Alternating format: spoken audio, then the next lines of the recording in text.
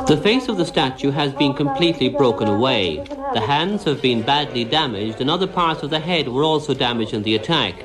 It took only about 5 minutes for the men to actually carry out the attack, which started about 5 o'clock, and Mark Farrell saw it happen. Approximately, I'd say about 10 to 5, I arrived here and I was here for about 10 minutes, and 3 guys out of a blue Mazda car got out of their car and approached the grotto, and one of them stayed back and 2 other fellas walked up the side of the hill, and one was carrying a nail bar and the other was carrying a lump hammer and a small hatchet that's used for chopping up timber.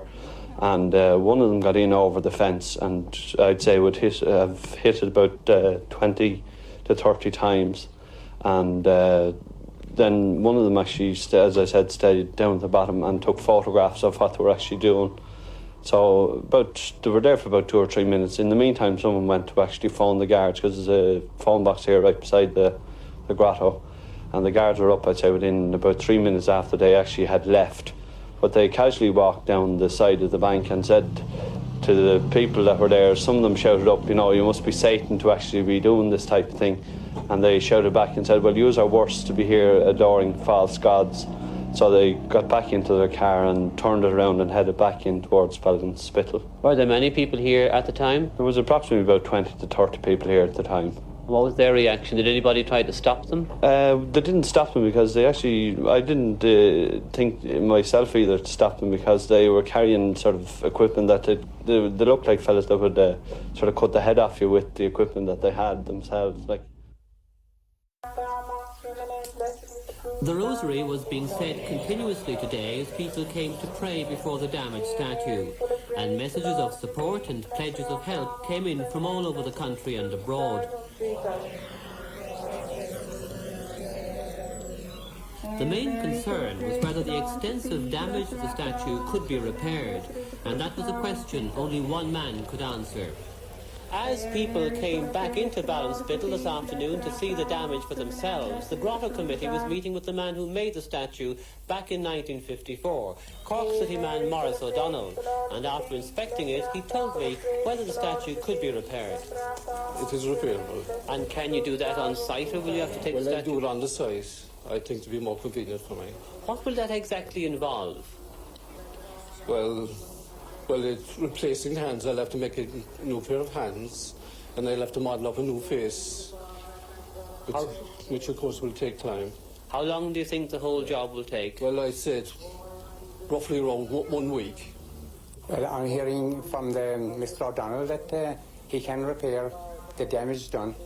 We decided that it is the best thing and delighted to know that he can repair it on the site. And are you going to go ahead with the repair? Oh yes, definitely. No other statue will substitute for the one that's already there. Before the 3 accused arrived in Portlaoise, a crowd of onlookers gathered outside the court and Gardaí took up position at the entrance. The 3 were brought from nearby Abbeyleix, where they had spent the night in the local Garda station. Evidence was given to the court of the 3 men's arrest in Abbeyleix last night. They were in a car which was stopped by Gardaí in the main street of Abbeyleix shortly before 9 o'clock. They were taken to the local Garda station, where they were charged with the offence of maliciously and unlawfully causing damage to the statue of Our Lady in Drumdoe, Ballinspittle, the property of the parish priest. No pleas were entered at today's hearing, and they made no reply when cautioned. Only one of the 3 accused spoke to the court. When questioned about bail, Robert Draper told District Justice Seamus Mahon that he was a Christian preacher, but he was not at liberty to discuss his income. A Garda inspector said that he had told him that his income was between himself and God. As the 3 sat in court waiting for their appearance, 2 of them read Bibles. All 3 were remanded to appear in the same court on this day week. The 3 defendants were making their second appearance in Portlaoise District Court. They had been remanded to the court today on £1,000 bail.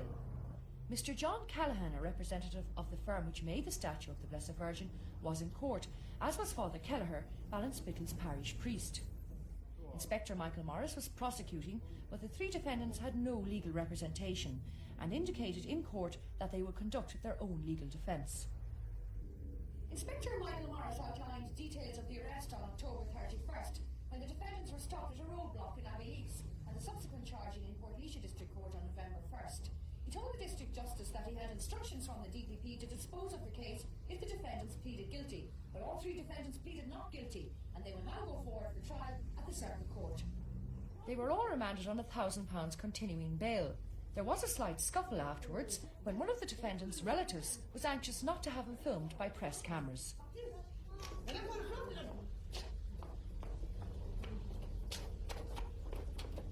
And Ballinspittle's parish priest, Father Kelleher, was also anxious to hurry away.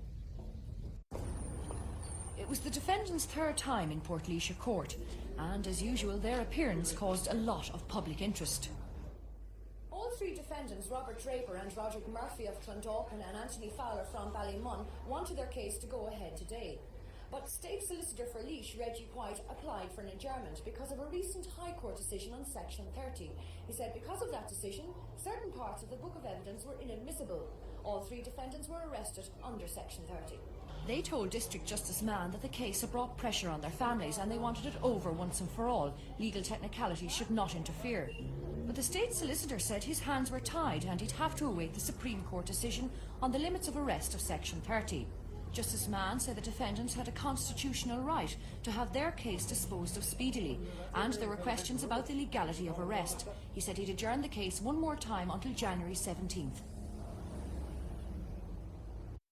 The case took a dramatic turn when the state finished their evidence. The jury had heard statements from the three defendants read by the Gardaí, in which they had admitted causing damage to the statue. Judge O'Higgins then told the prosecution that they had not proved that the malicious damage had taken place in a place of divine worship. He said all he had heard was that the grotto was on the side of the road and that people prayed there. This was not prima facie evidence, he said, that the grotto was a place of divine worship. And he then found the defendants not guilty by direction. But we always felt that God would be with us all the way, and we didn't know which way God was going to go as regards proving our innocence. But we knew we were innocent and God was going to justify us at some stage. It's obvious to everybody by now. Go back and see if you see him moving anymore. I guarantee you it won't. And if it does, we'll be back. Are you saying that people are wrong then to go and worship these statues even though they think they move and give them messages? People are most definitely wrong to worship statues, particularly statues of the Queen of Heaven. Article 44 of Jeremiah in the Bible will tell anybody what they want to know about what God thinks of worship of the Queen of Heaven. He condemns it, he condemns the people who do it, and there's a curse put on anybody who does it. But the people of Ballinspittle were far from pleased with the judgment at Portlaoise. You three dirty thugs. You three dirty thugs. You know that? I kick you out of the town. You dirty bloody bums. Councillor O'Reilly, sorry, RT News. Can I ask you how you feel about the judgment today? But into the joke. Disappointed, yes, totally disappointed. The people can come down, drive 60 miles, premeditate a situation and get away scot-free. It doesn't sound right to me. Judge O'Higgins said today that he found that Ballinspittle and the grotto was not a place of public worship. Well, we have had devotion. Divine worship. We've had devotions there. It's blessed ground, and as far as we're concerned, that's good enough, you know. How do you think when you go back to Ballinspittle, people will view this judgment now? Not very nicely.